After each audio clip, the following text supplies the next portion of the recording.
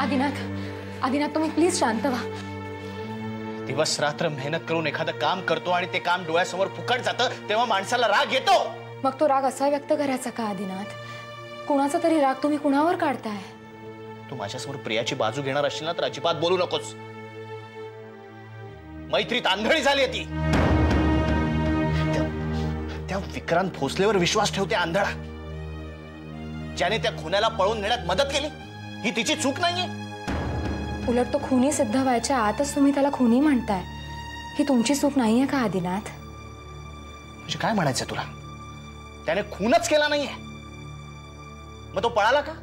जर पळून जाणं गुन्हेगाराची ओळख असेल तर अभिमानच्या आधी आणखी एक व्यक्ती पळून गेली, जी अजूनही सापडलेली नाहीये। काय म्हणायचं तुला? मला काय म्हणायचंय ते तुम्हाला चांगलंच कळलंय। अगं पण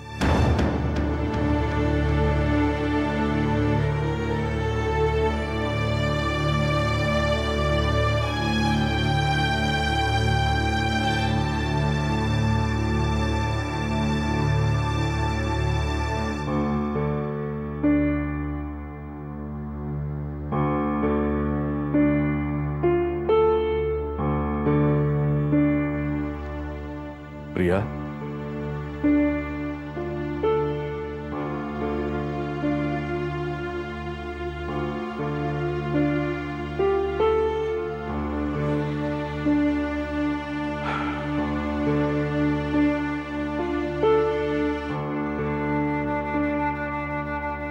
ए प्रिया,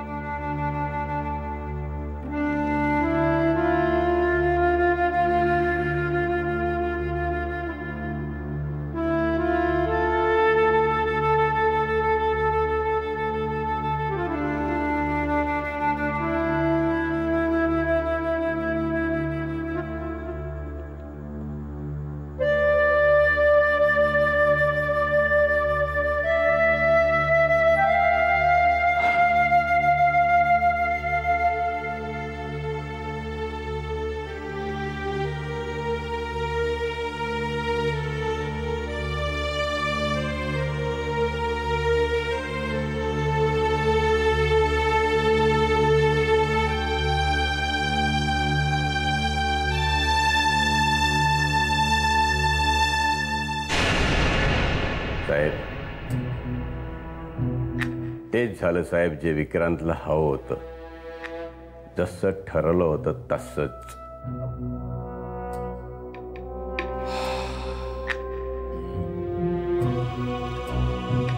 कोणाला कसलीच खबरबात लागली नाही। आता चौकशा समित्या स्थापा, आयोग स्थापा, CID, डिटेक्टिव्ह काय वाटेल ते मागे लावा, पण अभिमानचा पत्ता अभिमानला तिथपर्यंत पोहोचवणारा माणूस देखील सांगू शकणार नाही, अशी व्यवस्था करून आलोय।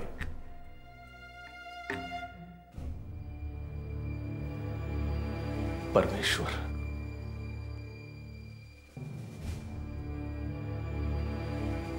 परमेश्वर, मला त्याला भेटायचं आहे। नका साहेब, घाई करू नका। एकदा फक्त एकदा भेटायचं, त्याच्या चेहऱ्यावरलं ते हसू बघायचं मला, बस। मी फक्त तेवढं बघून परत येईन, फक्त एकदा भेटायचं त्याला। नका साहेब, नका, घाई करू नका। आता पोलिसांपासून मिनिस्टर पर्यंत सगळ्यांचे डोळे आपल्यावर असणार आहेत।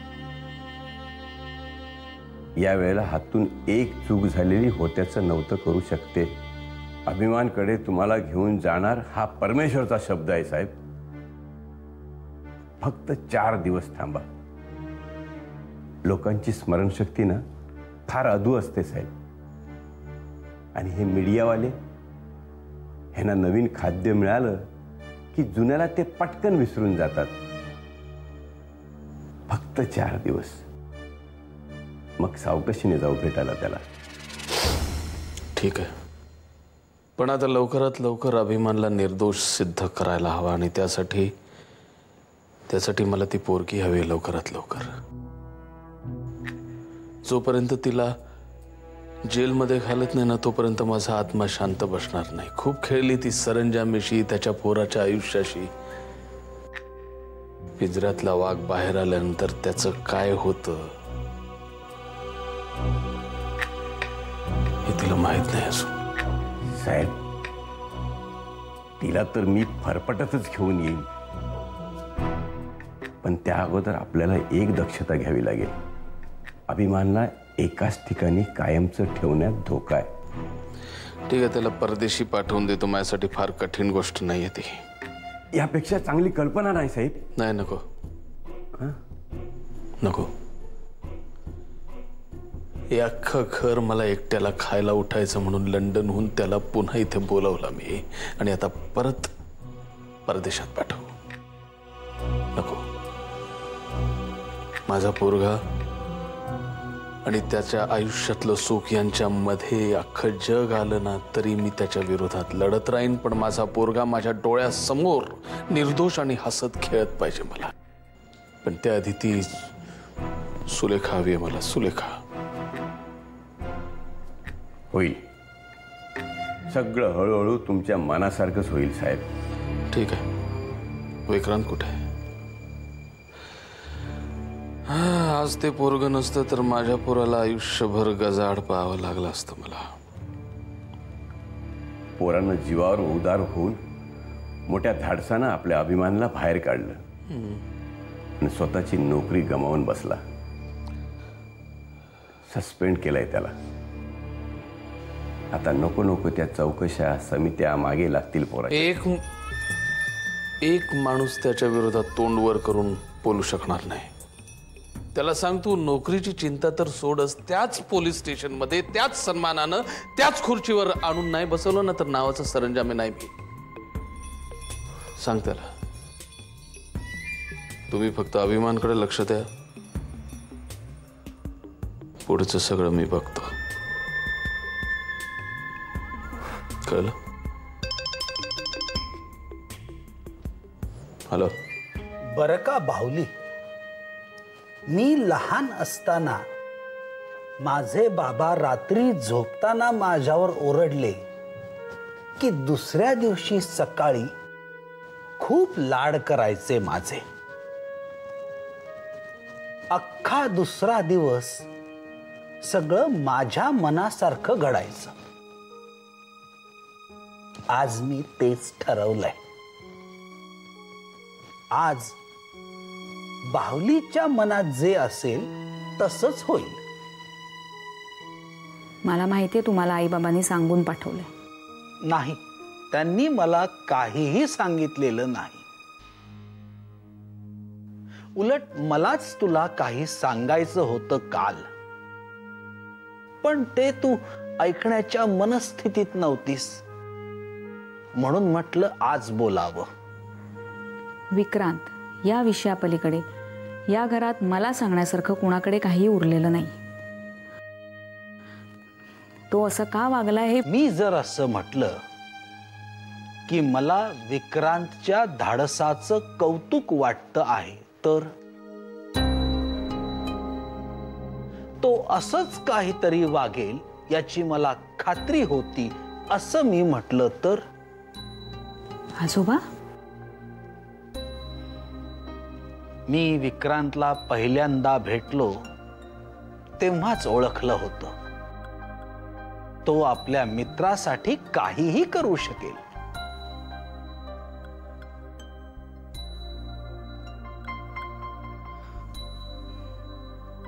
मला माहितीये माझं मन राखण्यासाठी तुम्ही बोलताय.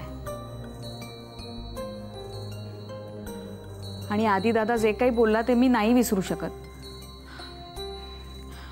मला तर त्याच्या समोर सुद्धा जायची इच्छा नाहीये.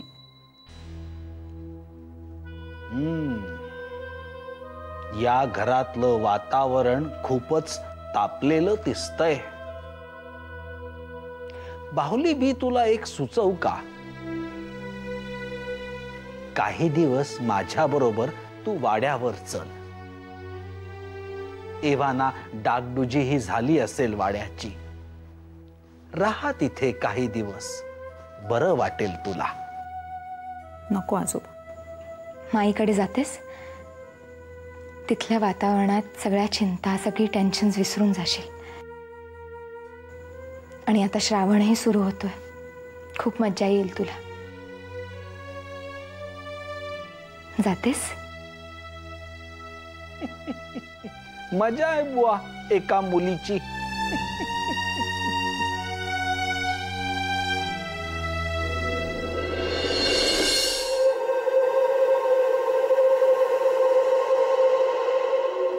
आता कसं वाटतंय साहेब?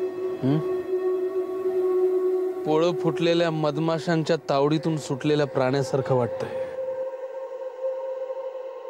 सुखाने जगू देत नाहीत ही मीडियावाली. या सगळ्या मीडियावाल्यांची पोळी जाळली पाहिजे त्यांच्या पेपरांसकट एकदा. म्हणूनच तुम्हाला म्हटलं चला बाहेर जाऊया, आपल्या फार्म हाऊसवर जाऊ, जरा बरं वाटेल. सतत मुलाखती, सतत प्रश्न, नको नको ते विचारणं, जरा विचार करू देत नाही सगळे. ते जाऊ दे. अभिमान कसा आहे? त्याला म्हटलं तू फक्त सांग तुला काय हवंय ते, अगदी राजासारखा राहा, सगळं आणून देतो.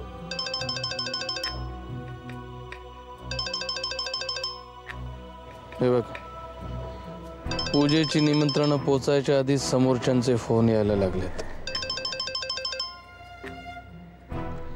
त्याला म्हटलं होतं की अभिमानला सोडायचं काय, करता येतंय का बघ, तर म्हणाला चिंतन शिबिराला निघालोय.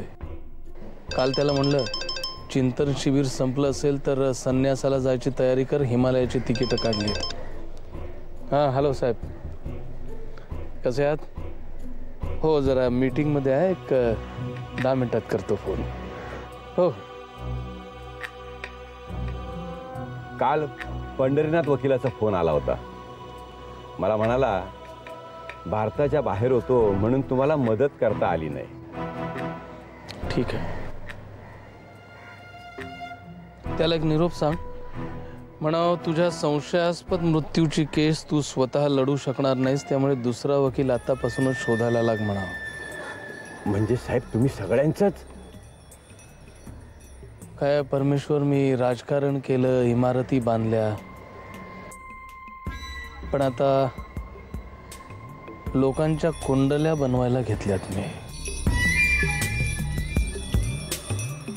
काही कठीण नसतं रे. मला बघ कसं सगळं स्पष्ट दिसतंय.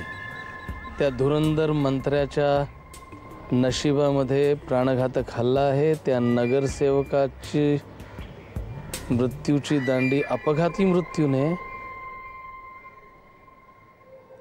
सगळं स्पष्ट दिसतंय मला.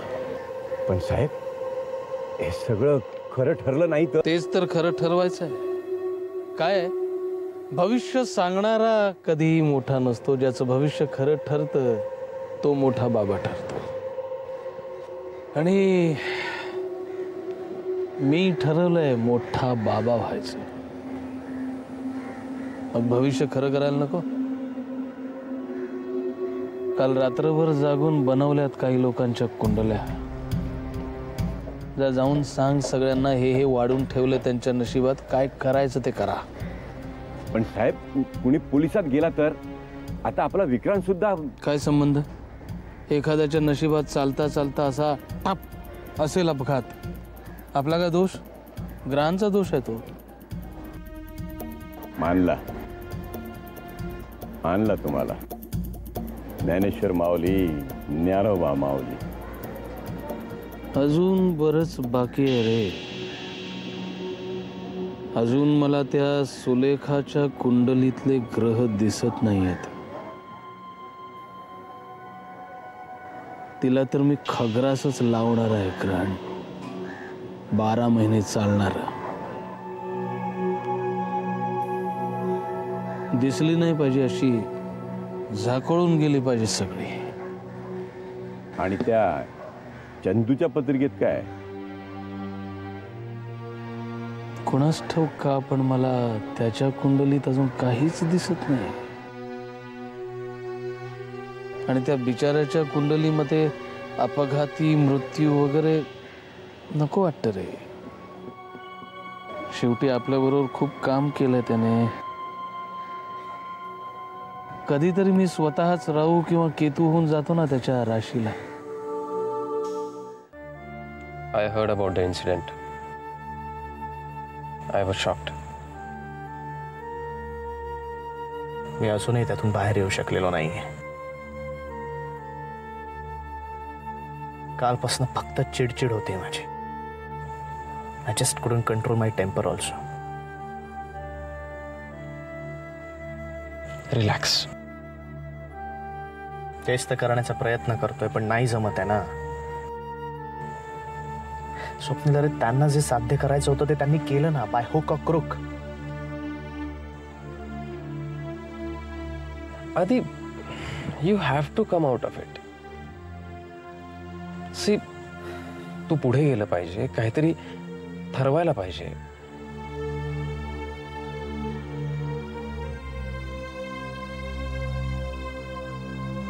बाबांचा एक मित्र आहे, ACP आहे. त्यांच्याशी बोलून बघणार आहे मी. बघूया काही होतं का. मी असा शांत बसणार नाहीये.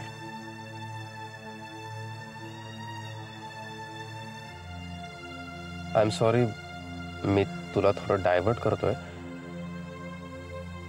पण मला तुझ्याशी काही बोलायचं आहे. काय झालं? एकत्र काम करायचं म्हणून आपण बिझनेस सुरू केला. अनफॉर्च्युनेटली सुरुवातीपासूनच प्रॉब्लेम्सने आपली पाठ नाही सोडली. पहिल्यांदी तुझे पर्सनल प्रॉब्लेम्स होते, मग माझ्या लाईफमध्ये प्रॉब्लेम्स आले. तेव्हा आपण नवे होतो आधी. पण I think this is the time we should gear up. आणि तसं होत नाहीये.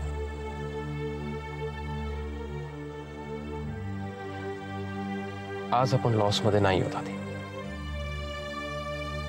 पण जर असंच चालू राहिलं तर थोड्याच दिवसात तशी वेळ येईल. म्हणजे छोट्या छोट्या गोष्टी आहेत, पण खूप महत्वाच्या. आधी गेले काही दिवस मी तुझ्याकडे एक CD मागतोय. वॉर्डन अँड कंपनीचं बिझनेस प्रपोजल असलेली CD. मी घरी सुद्धा येऊन गेलो. शुभ्रा म्हणाली की तू मीटिंगला गेलास. आधी आय नो कायद्याच्या गोष्टी आहेत, वेळ लागतो, पण आहे माझ्याकडे आहे कुठेतरी. आधी कम ऑन, कुठेतरी आहे म्हणजे काय? One of the biggest business makers in the BPO industry आधी, आणि त्यांच्या बिझनेस प्रपोजलची CD कुठेतरी आहे. लोक आधी, बिझनेस फक्त तुझा किंवा फक्त माझा नाहीये, आपला आहे. आणि त्याबद्दल जे काही वाटायचं ते फक्त मलाच वाटतंय असं आता दिसतंय.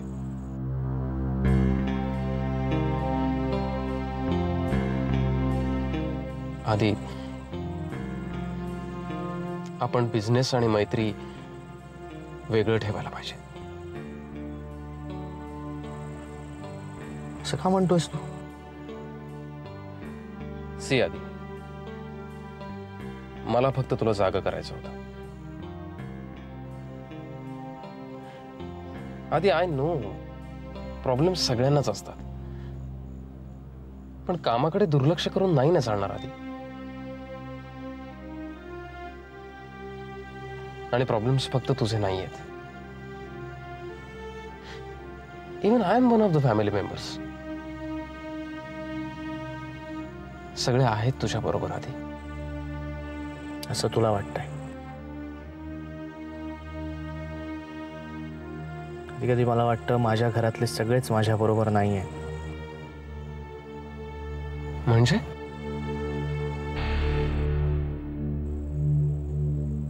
जाऊ दे, काय नाही. चल निघूया आपण, उशीर झाला. आज पुन्हा नवीन वाद होतील.